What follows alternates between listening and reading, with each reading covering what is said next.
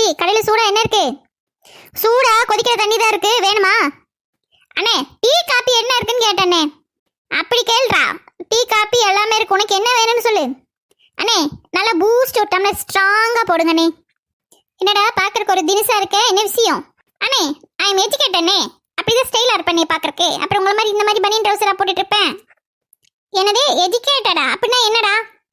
அப்படின்னா நான் படிச்சவன்னு சொன்னனே. அப்படி என்னத்துல நீ பழிச்சு கழட்டிட்ட? ஐயோ ஐயோ, உங்ககிட்ட என்னத்த சொல்லி புரிய வைக்கிறது? எங்க கொஞ்சம் புரியதா வைய பாப்போம். சரி, நான் ஒரு கேள்வி கேட்கறேன், அதுக்கு பதில் சொல்லுங்க பார்க்கலாம்.